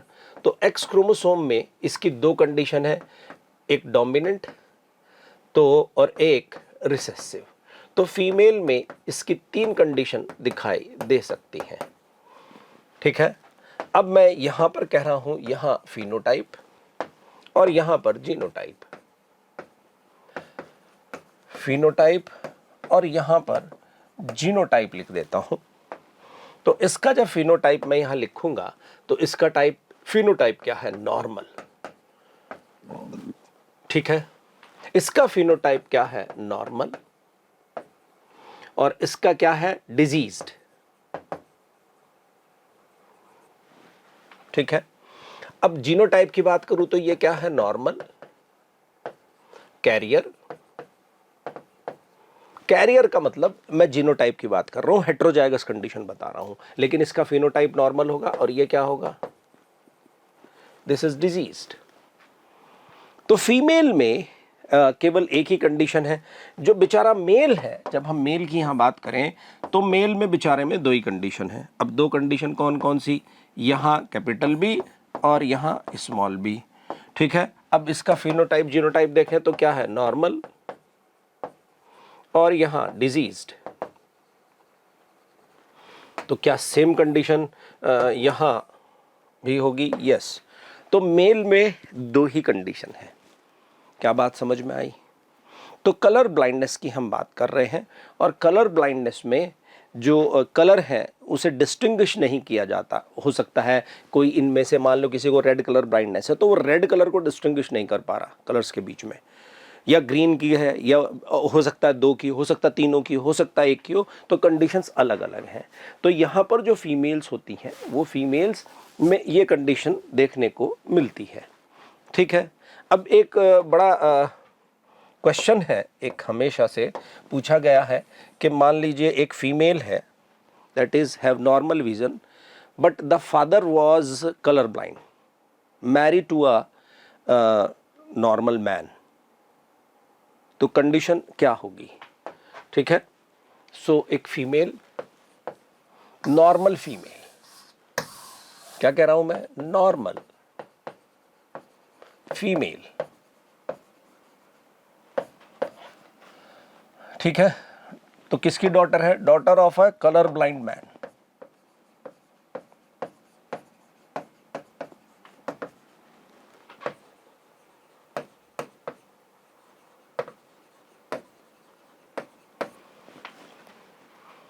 और इसकी शादी करा दी गई एक किसके साथ? नॉर्मल मैन के। तो कंडीशन क्या बनेगी? तो बड़ी सिंपल सी बात है, ये क्रिस क्रॉस इनहेरिटेंस शो करता है। क्या शो करता है? Criss cross inheritance. तो लड़की जो यहां पर होगी दैट इज कैरियर, वो कैरियर होगी, क्योंकि फादर से एक्स क्रोमोसोम लड़की में जरूर जाएगा, और फादर अगर कलर ब्लाइंड है तो लड़की में तो वो एक्स क्रोमोसोम जाना ही जाना है। तो यहां पर ये जो मदर है this is heterozygous and this is normal. तो यहां से दो टाइप के, कैपिटल बी स्मॉल बी, और यहां से दो टाइप के गैमेट्स बन गए। तो इस टाइप से आने वाली जनरेशन में, आने वाली जनरेशन में क्या कंडीशन बनेगी? डिजीज्ड होने की। तो संभावना केवल 25% बॉयज में, ठीक है, ओवरऑल 25%, बॉयज में 50%, और बाकी सब नॉर्मल होंगे, ठीक है। तो डिजीज होने की जो कंडीशन है दैट इज ओनली 25% ओवरऑल। लेकिन बॉयज गर्ल्स की बात करें अदर, तो अगर मैं गर्ल्स की बात कर रहा हूं तो गर्ल्स में 50% चांस है कि गर्ल्स कैसी हो जाए, कोई कैरियर हो जाए, ठीक है। अगर लड़की कैरियर है तो लड़कों में 50% चांस है कलर ब्लाइंड होने के, ठीक है। अगर लड़की नॉर्मल है, फादर कलर ब्लाइंड है, तो लड़की कैरियर होंगी। समझ आया? And same condition with haemophilia. Same condition किसके साथ है? हीमोफीलिया के। सो हीमोफीलिया सेम, बिल्कुल सेम कंडीशन हीमोफीलिया के साथ है। ये भी क्या है? X linked. This is also x linked, जहां पर जो फीमेल है वो क्या होगी? नॉर्मल, कैरियर, या फिर डिजीज्ड। और मेल जो है उसकी दो ही कंडीशन है। उसकी दो कंडीशन क्या है? या तो नॉर्मल और या डिजीज्ड। तो सेम वही कंडीशन है जो अभी हमने पढ़ी, बिल्कुल सेम, इसमें कोई डिफरेंस नहीं है, ठीक है। हीमोफीलिया ए, हीमोफीलिया बी, इन सब के लिए होता है, तो सेम, उसमें कोई डिफरेंस नहीं है। तो यहाँ पर एक्स लिंक्ड हम बात कर रहे थे। अब यहाँ पर पैटर्न्स की बात करते हैं, patterns of sex linked inheritance, patterns की। तो पैटर्न्स में दो तरह के पैटर्न्स हैं, एक है क्रिस क्रॉस इनहेरिटेंस। क्या है? Criss cross inheritance. Criss cross inheritance में क्या होगा? क्रिस क्रॉस इनहेरिटेंस में कैरेक्टर्स ट्रांसफर टू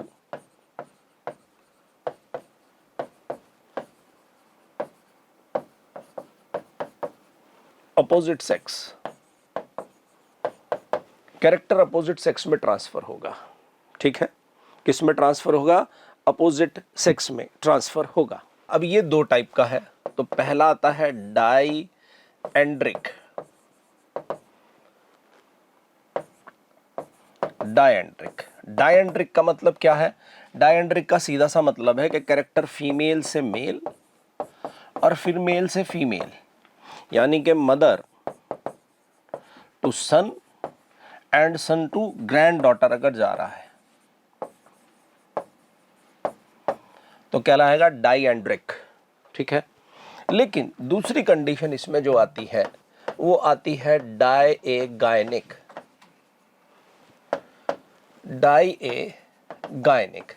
डाइएगाइनिक की कंडीशन क्या है कि यहां पर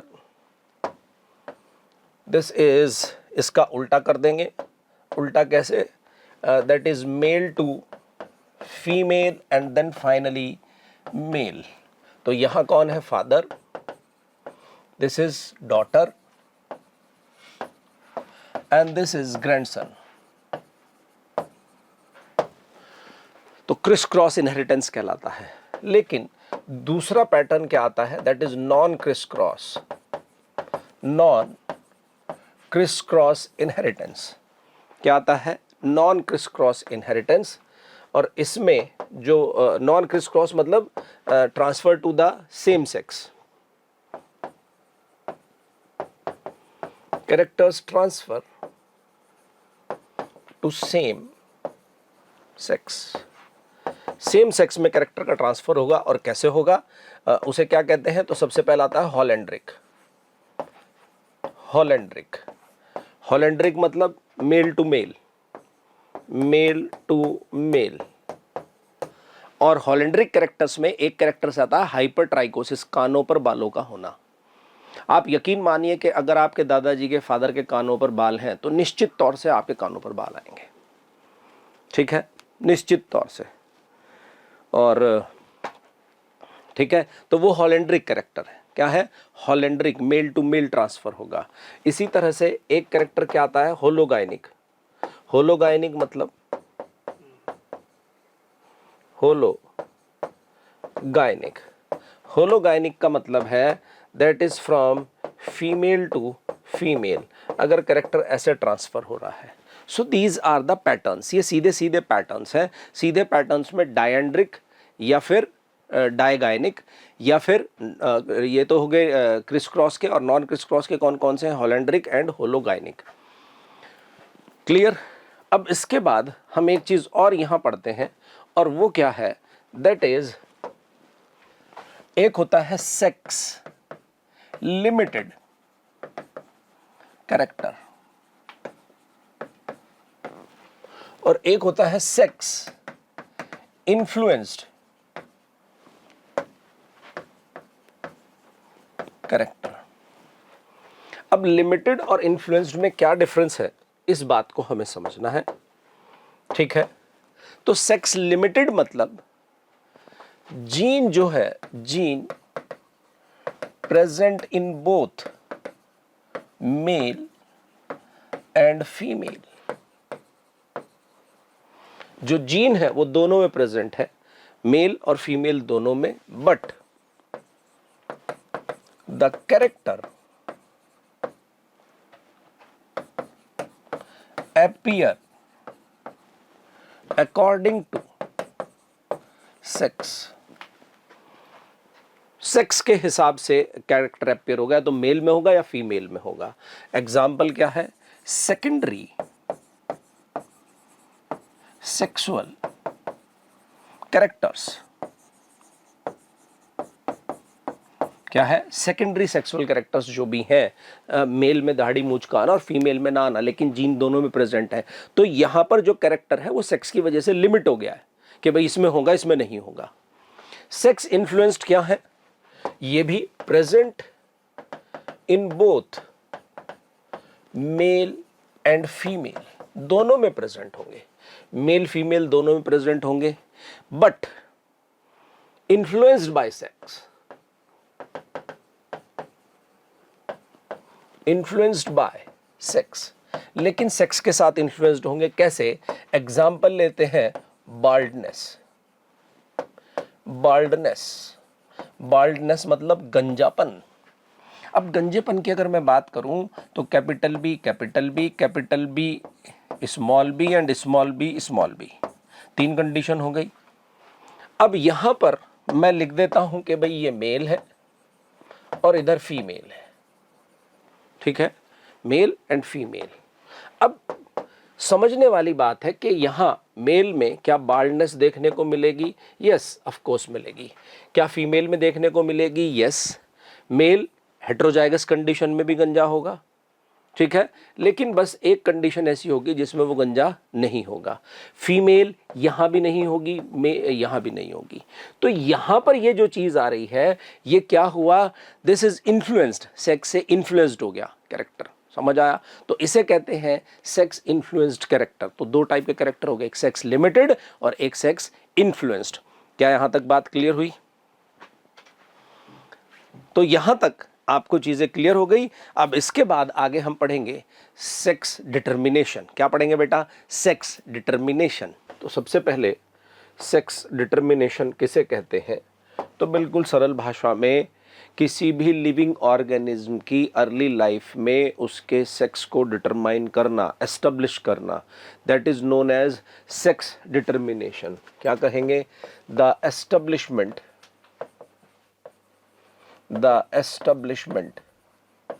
of sex in early stage of life की अर्ली स्टेज में किसी भी लिविंग ऑर्गेनिज्म के सेक्स का एस्टेब्लिशमेंट क्या कहलाता है? सेक्स डिटर्मिनेशन कहलाता है। मैकक्लंग ने सबसे पहली बार सेक्स क्रोमोसोम की बात की ग्रास हॉपर में। तो सेक्स डिटर्मिनेशन में हम यहाँ सबसे पहले पढ़ेंगे on the basis of fertilization. On the basis of fertilization के बेसिस पर कितने टाइप का ये सेक्स डिटर्मिनेशन होगा? तो सबसे पहला आता है प्रोगैमिक। प्रोगैमिक मतलब फर्टिलाइजेशन से पहले ही सेक्स डिसाइडेड हो, ठीक है, बिफोर फर्टिलाइजेशन।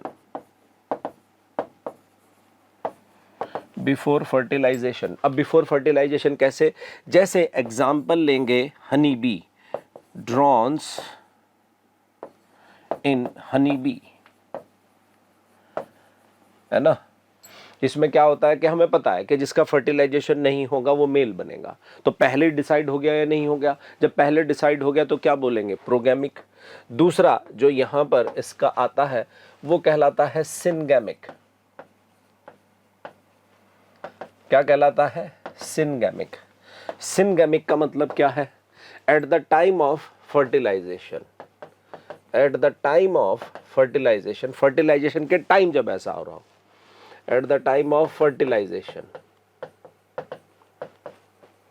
फर्टिलाइजेशन के टाइम जब ऐसा हो। इसका एग्जाम्पल जैसे ह्यूमन में होता है। और इसके बाद अगला जो यहां आता है वो क्या आता है? That is एपिगैमिक। एपिगैमिक मतलब आफ्टर फर्टिलाइजेशन। क्या बोला? After fertilisation. फर्टिलाइजेशन के बाद। तो फर्टिलाइजेशन के बाद की अगर मैं बात करूं तो इसका एग्जाम्पल क्या है? जैसे क्रोकोडाइल। फर्टिलाइजेशन हो जाएगा, उसके बाद डिसाइड होगा कि सेक्स क्या होगा, उसका एस्टेब्लिशमेंट कैसे होगा, वो डिपेंड करता है टेम्परेचर पर। तो तीन तरह से हमने यहाँ पर सेक्स डिटर्मिनेशन देखा। अब हम यहाँ पर बात करते हैं क्रोमोसोम्स की। तो क्रोमोसोम्स को chromosomal basis of sex determination, chromosomal basis of sex determination.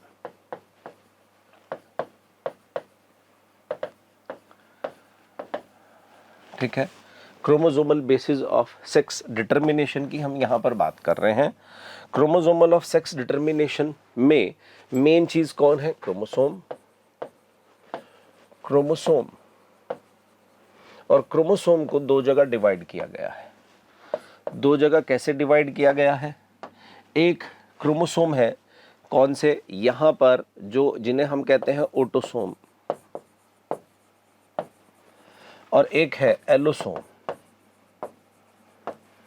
Allosome को ही हम कहते हैं सेक्स क्रोमोसोम। क्या कहते हैं? Sex chromosome. और इन एलोसोम को दो जगह डिवाइड करते हैं, एक एक्स क्रोमोसोम और एक वाई क्रोमोसोम। ठीक है, इसे हैनकिंग ने डिस्कवर किया, इसे स्टीवन ने डिस्कवर किया, ठीक है। और इन्होंने इसे एक्स बॉडी बोला, इसे वाई बॉडी बोला। तो इस टाइप से यहाँ पर पहले ये हुआ, फिर विल्सन और स्टीवन ने पहली बार क्या दिया, that chromosomal basis of sex determination, ठीक है। तो विल्सन एंड स्टीवन क्या दिया इन्होंने, chromosomal basis of sex determination, chromosomal theory of sex, chromosomal theory of sex determination, chromosomal theory of sex determination दिया। क्या दिया, chromosomal theory of sex determination. अब जहां पर क्रोमोसोम्स होंगे तो एक एलोसोम्स होंगे, एक ऑटोसोम्स होंगे या नहीं होंगे। तो अब सेक्स क्रोमोसोम की बात करेंगे तो सेक्स क्रोमोसोम में एक एक्स हो गया, एक वाई हो गया। तो एक होमोमॉर्फिक कंडीशन है, एक हेट्रोमॉर्फिक कंडीशन है। तो होमोमॉर्फिक मतलब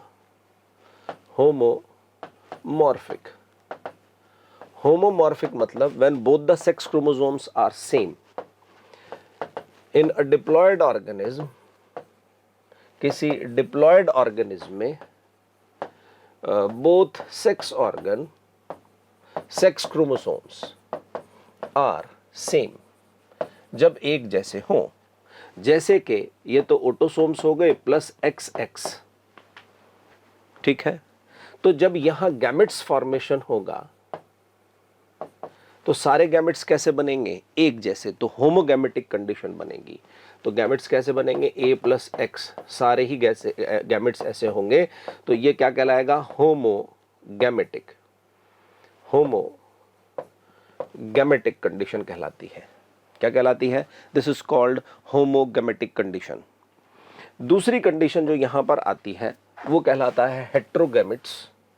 हेट्रोगैमेट की कंडीशन क्या है, ठीक है, हेट्रोगैमेटिक। जैसे यहां पर मैंने क्या कहा कि यहां पर एक ही टाइप के गैमेट्स बनेंगे, लेकिन दो टाइप के गैमेट्स बनने की कंडीशन क्या है, हेट्रोमॉर्फिक। हेट्रोमॉर्फिक मतलब जब किसी ऑर्गेनिज्म में, डिप्लॉयड ऑर्गेनिज्म में सेक्स क्रोमोसोम अलग अलग हो, मतलब सेम ना हो, जैसे एक्स एंड वाई। तो इस कंडीशन में यहां पर जब गैमेट्स बनेंगे तो कैसे बनेंगे, 2A+Y एंड A+X।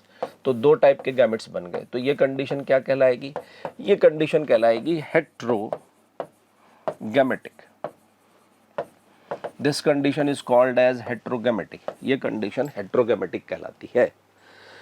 तो यहीं से हम सेक्स डिटर्मिनेशन को समझना शुरू करते हैं, और अब उसमें हम XX female and XY male type या लाइसीजियस टाइप में बात करेंगे। तो यहां पर क्या कंडीशन बोली है कि जो मेल है, मेल में जो कंडीशन है वो क्या है, 2A+XY। तो यहां से जो गैमेट्स बनेंगे वो कैसे बनेंगे, A+X एंड A+Y, ठीक है। और जो फीमेल है वो कैसी है, 2A+XX, होमोगैमेटिक है। ये हेट्रोगैमेटिक है, वो होमोगैमेटिक है। तो यहां एक ही टाइप के गैमेट्स बनेंगे, A+X। तो यहां जो कंडीशन बनेगी, जब मैं इन गैमेट्स को यहां चेकर बोर्ड में रखूंगा, तो एक साइड में फीमेल के गैमेट्स रख दिए A+X, और एक साइड में मेल के A+X A+Y।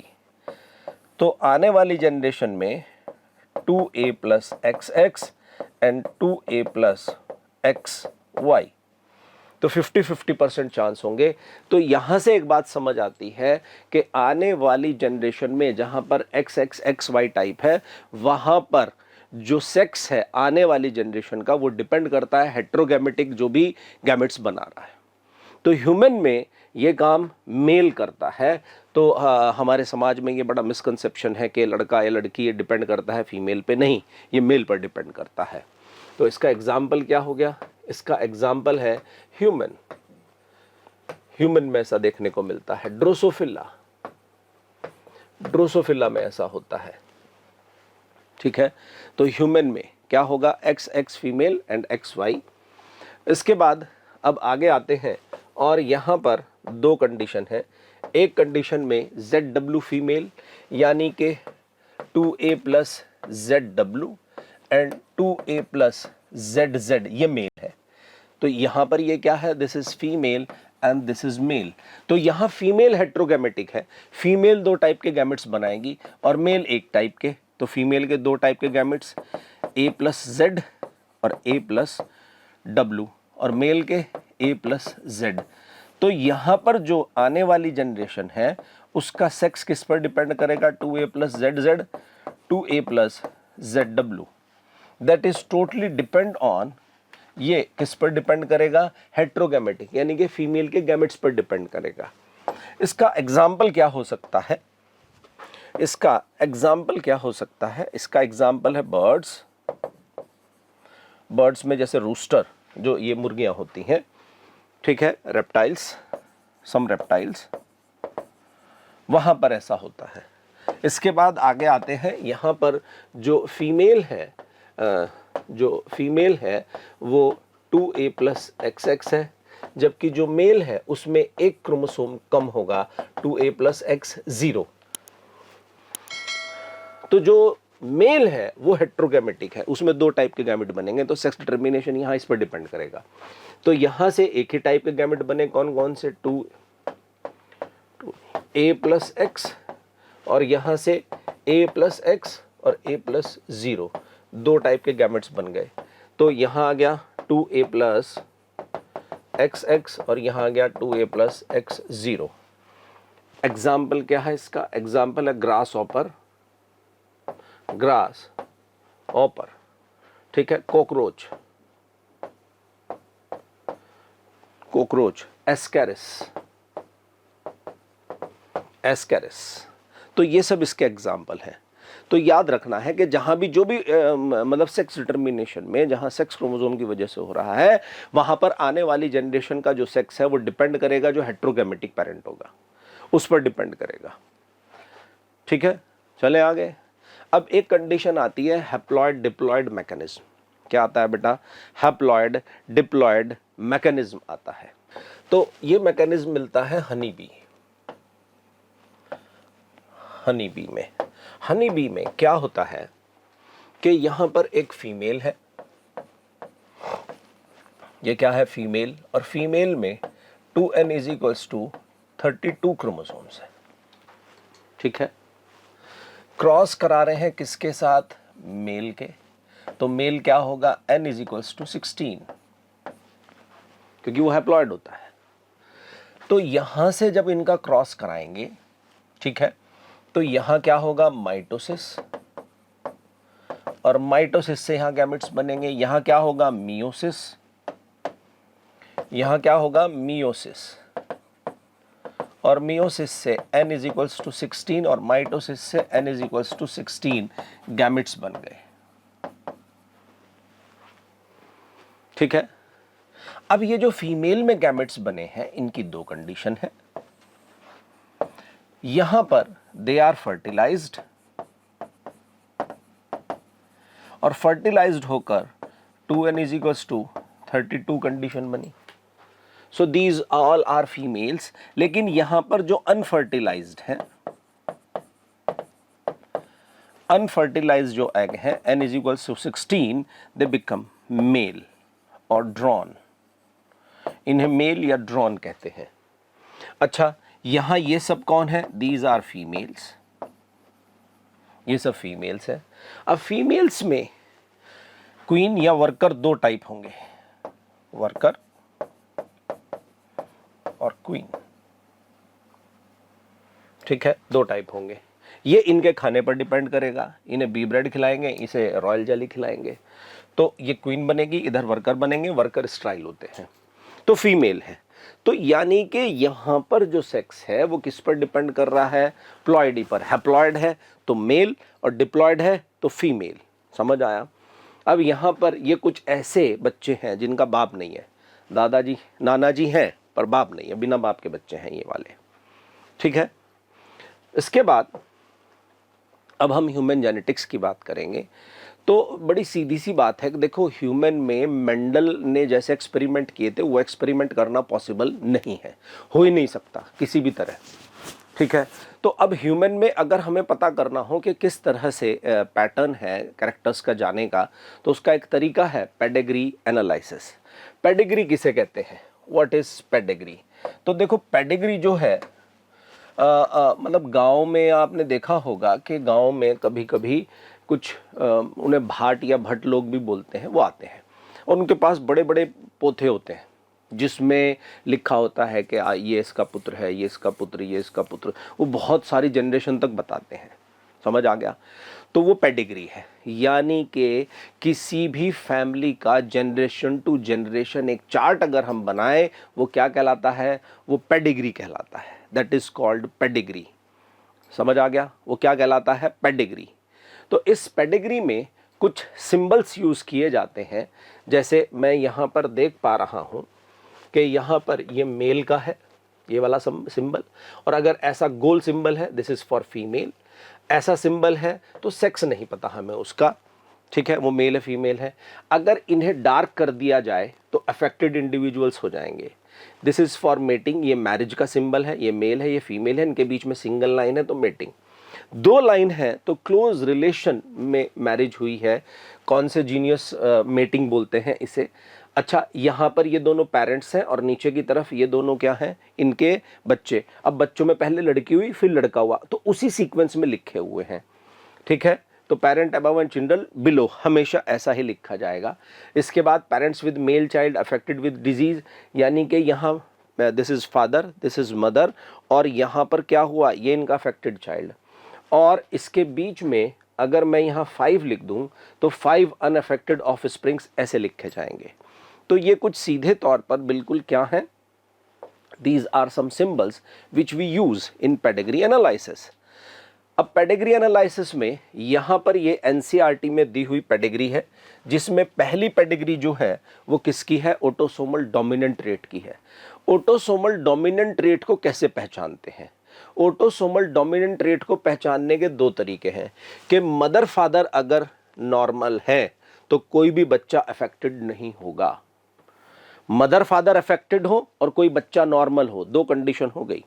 सो यहाँ पर हमने कहा कि इस पेडिग्री में this is small A and this is small A, तो इनका कोई भी बच्चा अफेक्टेड नहीं होगा। यहाँ पर ये कैपिटल ए स्मॉल ए, तो यहाँ small A capital A small A, this is capital A small A, capital A small A, ये पूरी पेडिग्री सामने आ गई। तो यहां से जब हमने कहा ऑटोसोमल डोमिनेंट, तो ऑटोसोमल डोमिनेंट को पहचानने के दो तरीके हैं।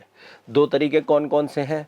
एक तो मदर फादर, अगर मदर फादर दोनों अफेक्टेड हैं तो हो सकता है उनकी कोई प्रोजेनी नॉर्मल हो, ये पॉसिबिलिटी है।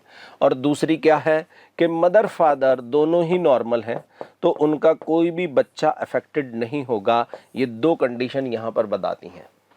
तो यहाँ पर मुझे ये कंडीशन दिखाई दे रही है कि मदर फादर दोनों अनअफेक्टेड हैं तो उनके सारे बच्चे नॉर्मल हैं। क्लियर हो गई बात? ऑटोसोमल रिसेसिव में हम क्या कहेंगे?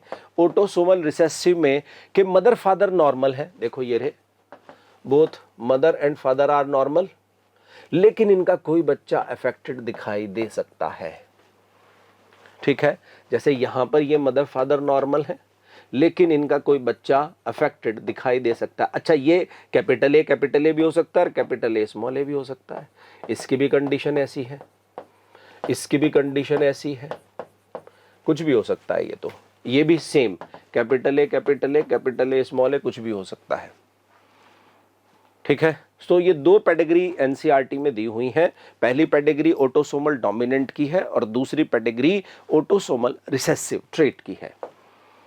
इसके बाद हम कुछ क्रोमोसोमल डिसऑर्डर्स की बात करेंगे जिसमें डाउन सिंड्रोम आता है।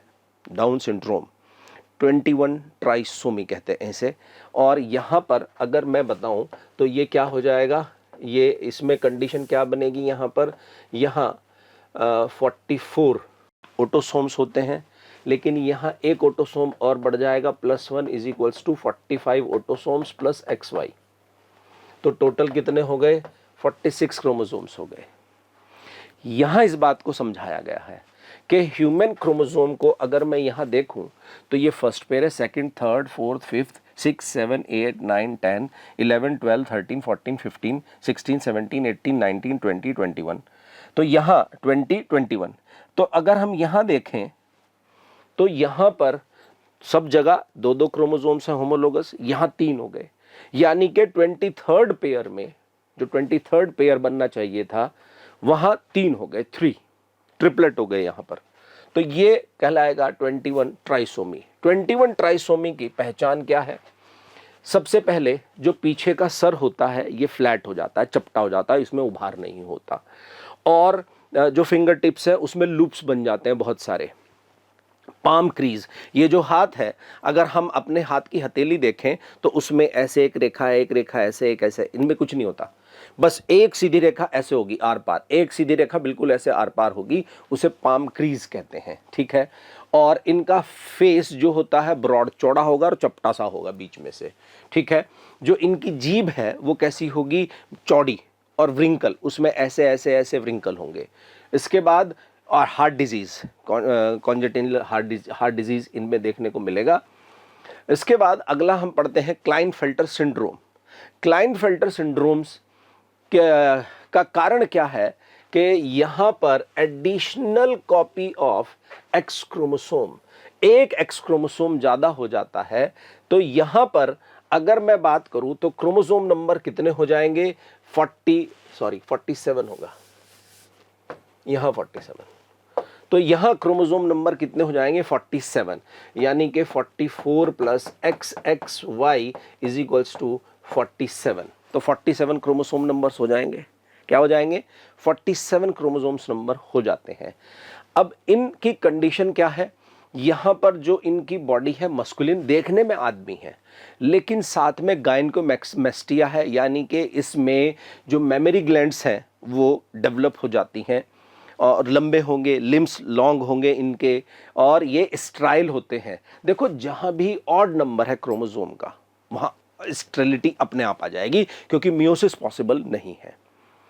इसके बाद अगला आता है टर्नर सिंड्रोम। यहाँ एक एक्स क्रोमोसोम कम हो जाता है, ठीक है। तो क्या होगा? 44 प्लस X0, तो एक कम हो गया, तो इज इक्वल्स टू कितने हो गए? 45। वहाँ 47 हो रहे थे, यहाँ 45 हो गए।